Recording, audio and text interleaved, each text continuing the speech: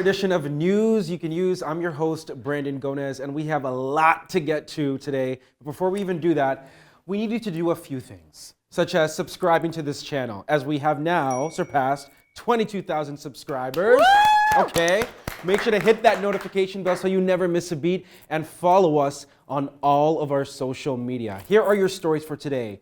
Virtual schooling in Ontario may become a permanent option. Also, the federal government being sued by hundreds of Black employees. Plus, we have a very cool, interesting, massive did you know, and a good news story that's going to touch your heart. So if you're watching right now, if you are in virtual school remote learning, let me know. Do you enjoy it over in-person learning?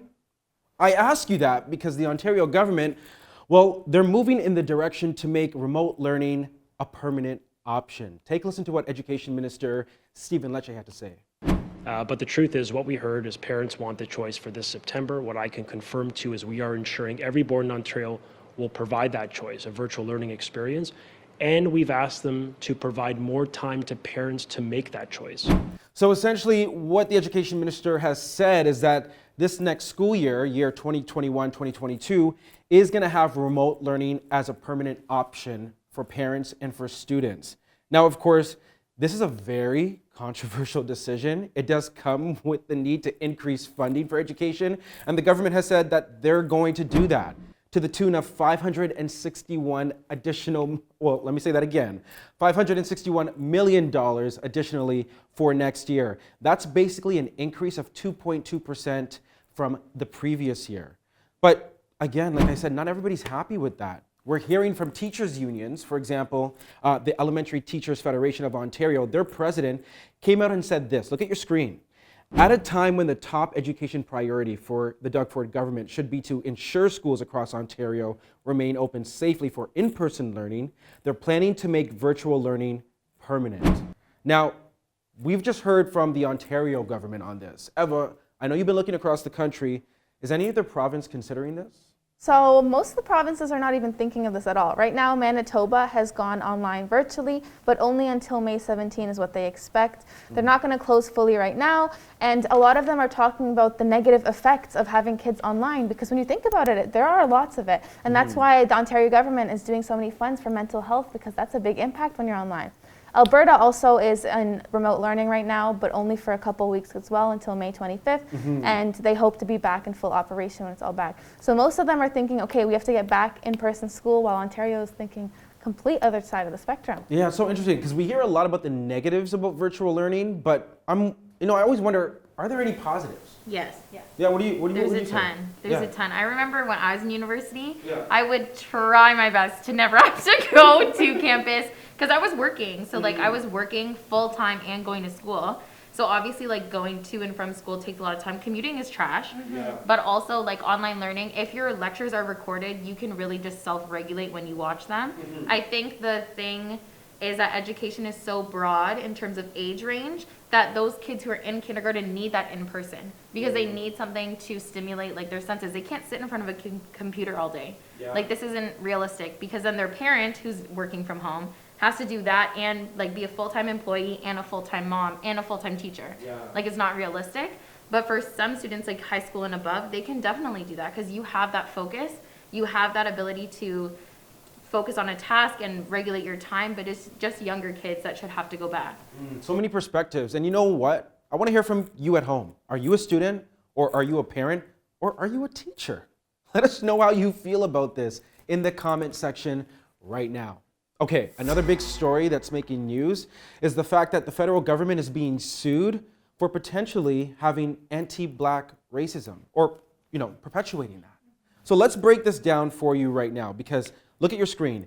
More than 500 federal public servants have now joined a $900 million lawsuit claiming the federal government has for decades excluded Black federal employees from promotions. Listen to this. That's up from 12 plaintiffs who were part of the lawsuit when it was launched in December. And in fact, recently, a photo surfaced online showing what the highest ranks of the CRA, the Canada Revenue Agency, that place that comes after you if you don't pay your taxes. This is what their top ranks look like. Take a look at this photo.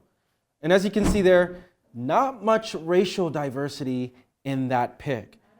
And you know what's interesting? Because we've heard from Prime Minister Justin Trudeau that, and he said it out of his mouth, anti-Black racism exists in Canada. So what does that mean for these Black employees? Well, I can tell you this. The lawyer who's organizing this class action lawsuit, he basically, used Justin Trudeau's words against him. Watch this. It's endemic. The Prime Minister has already admitted it. The Privy Council has admitted it. The House of Commons has admitted it. The Senate has admitted it. But no one has done anything about it. We've got reports going back 30, 40 years documenting systemic racism and discrimination and abuse. Okay, so now what I want to know is, how has the federal government responded to this, Eva? So when the lawsuit first started out, when there was only 12 plaintiffs, the Liberal government in the 2021 budget pledged to change the Public Service Employment Act to promote a more diverse and inclusive workforce and to spend $285 million over 5 years to collect data that will help the government understand the experiences of people of color. Now this is when the plaintiffs are like 5 years, that much money just to understand. We can tell you this in a day. Yeah. It exists. There's anti-Black racism. And we've heard Black employees actually go on record and recount their experience. In fact, one guy said, his name is Nicholas, he said there's a glass ceiling at the bottom of the public service for Black workers. And the top of the public service is reserved for white folks.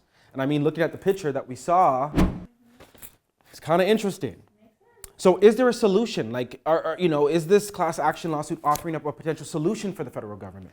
So what they're asking for is the government to create a separate category for Black workers under the Employment Equity Act in order to guarantee better representation in public service. With that being there, the employees are guaranteed to hire Black people in order to fill this quota. Okay. All right. Well, it's interesting. How do you guys feel about this at home? Do you think this is something that the federal government should action? Let us know. I don't think they should call it a quota because then that's just basically them having a to-do list. Like, oh, we need to have 10 Black employees. Let's do that. Like, that's not what that's about. That's But about then how do you mandate, how do you ensure that these hiring managers who clearly are not hiring, Black employees in these higher positions, how do you ensure that they start doing that? There's so many different ways. Mentorship programs, like if you feel like the development isn't there, there's definitely potential for growth in any position with any worker. That's why you hired them. Yeah. Obviously, you thought they were good at their job. So you can have mentorship programs, you can have one-on-ones with your team, you can give them options to learn from leaders. You can make the time, if you want to, as an organization, to be more inclusive and more diverse. You just have to make it a priority, and unfortunately for the public sector, it's not a priority right now, and that's why this is a problem. Yeah, and I think I should add in that this isn't just one of the solutions they're looking for. And one of the plaintiffs was saying the issue is they're being racist without realizing. So we need to educate people on like, this is not allowed and this is allowed. This is discrimination, this isn't. So this is only one of the solutions that they're trying to implement. Listen, I love all perspectives. I love a good debate. Let's debate in the comment section right now. Should we talk about some good news? Let's get into some good news. Okay, so listen to this. Two 14-year-old girls from Quebec, their names are Lindsay and Jennifer. Well, they have made more than 100 cards for senior moms in 2 residential and long-term care homes. You're probably wondering, why did they make these cards? Well, as we know, this Sunday is Mother's Day. Mother's Day.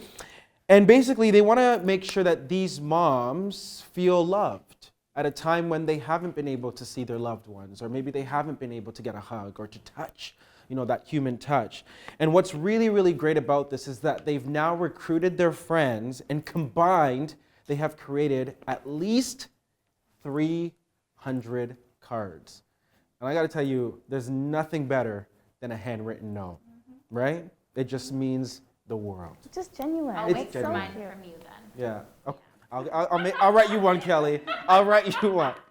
All right, and before we wrap up, there's a big interview happening on the Brandon Gonez show this Sunday. Did you know? Our BG show one-on-one exclusive sit-down with Prime Minister Justin Trudeau occurs or premieres, drops Sunday at 6 p.m. right here on this channel. We'll also be joined by MP of Toronto Senator Marcy Ian for a roundtable discussion. And can we just tease that we kind of get into it all? We live in a cold country. We have to just acknowledge that, right? We need some heat sometimes, and we need sometimes to get his way. As much as we love Canada, it's a cold country for the majority of the year.